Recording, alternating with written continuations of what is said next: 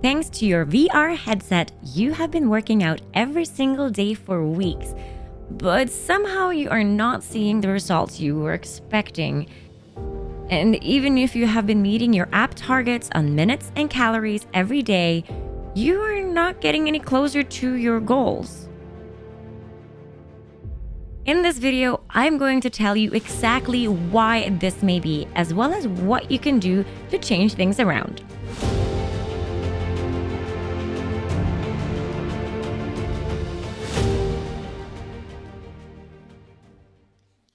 All right, I am just about to start my workout, and to check out how many calories I'm burning, I have connected all of the apps that I could find today.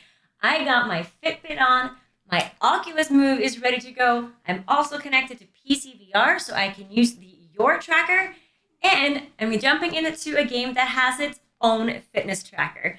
Let's see how we do.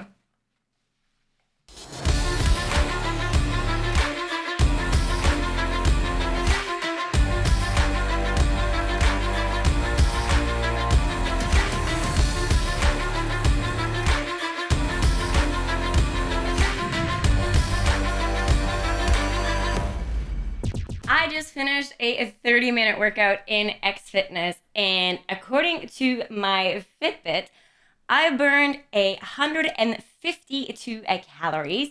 According to the Oculus Move, I burned 127 calories.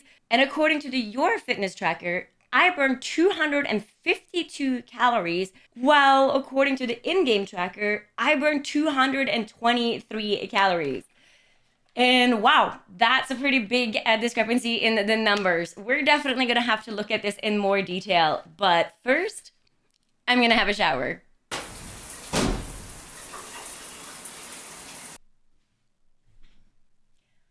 Okay, now that I'm all cleaned up, let's have a look at these numbers in a bit more detail. So I used 4 different trackers to track the exact same workout, and all of them came back with different numbers as to how many calories I was burning. The biggest difference was a whopping 125 calories for a half an hour workout. That might not seem like much, but let's break it down. So if I wanted to lose 1 pound per week only by adding exercise to my routine, if I was following the fitness tracker that told me I had the highest amount of calories burned, I would have to work out 1 hour a day, which seems really manageable. I could do that. But if I follow the tracker that showed the lowest amount of calories burned in the workout, I would have to work out for 4 hours a day. And that's just not feasible, at least not to me. So which is it then? Is it 1 hour or 4 hours? And to answer that, we need to look at the detail as to how these trackers actually work. And to understand what they are measuring, we need to understand what a calorie actually is. So a calorie is a measure of energy. It is used to describe how much energy is required to boil 1 liter of water. And it's also used to describe how much energy it takes for you to go for a 1-kilometer run. We get our calories from the food we eat, and we use them by the work that we do. And very simply put, if we eat more than we use, we gain weight. And even if that equation seems simple, it really isn't.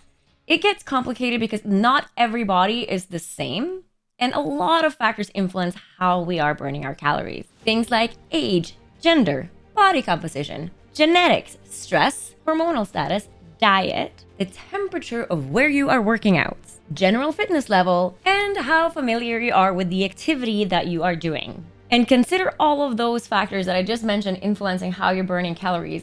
How many are your fitness tracker actually taking into consideration? The easiest and most direct way of tracking how many calories you're burning is by measuring your heart rate. Your heart rate is an indication of how hard your body has to move during a given task. So the higher your heart rate, the harder your body is working. So with that knowledge in our pocket, let's have a look at these fitness trackers again. I'm going to start with the one that I think is the most accurate, which is my Fitbit. And the reason why I think it's the most accurate one is because it's the only one of the trackers that I was using that was directly measuring my heart rate. So any other tracker that does the same thing, like a Garmin or Polar or your Apple Watch, as long as they're measuring your heart rate, they will fall into the same category. So according to my Fitbit, I burned 152 calories during the 30-minute workout. I feel like this is really accurate. I didn't feel like I was pushing myself or really out of breath, but got a good sweat going. The tracker that showed me the most calories burned was the Your Fitness Tracker. Your is an app that can be installed through Steam and is used with PCVR. Your does have the option to add a fitness tracker and a heart rate monitor, but currently it does not support the Fitbit. Your uses a data learning system based on the users that have connected their heart rate trackers to make estimates of when there are no heart rates available. I am surprised that this app calculated my calories to be so far off, but it might show a bias in the user base of the app. As I consider myself a fairly fit person, and my estimated calorie count was 60% more than that of my Fitbit, I assume that the majority of the users that are connecting their heart rate monitors to this app are less fit. Therefore, it's also possible that if you are someone that is just starting out on your fitness journey, the estimated calories that you are getting from this app is more accurate than it was for someone like me. The second high calorie count came from the game itself. Going through the XFitness Facebook group, I was unable to find an exact way of how they are calculating the estimated calories.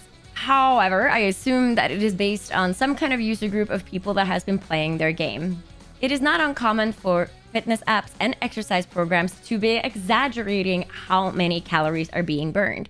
Just think of it from a marketing standpoint. Now, I'm not saying that this is what's happening in this case, but it also indicates as why it is important that you have some kind of measurement for yourself as to how much work you are doing. The final tracker on the list, and the one that gave me the lowest calories burned, was Oculus Move. And I have to say I was a bit surprised by this.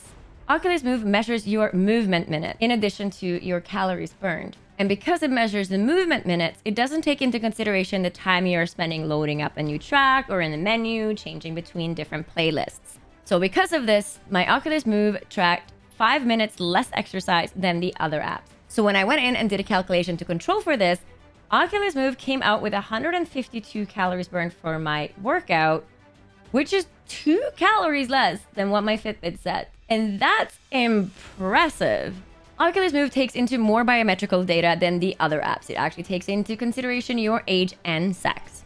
Other than that, it uses the movements of your headsets and your controllers to estimate how much you are moving.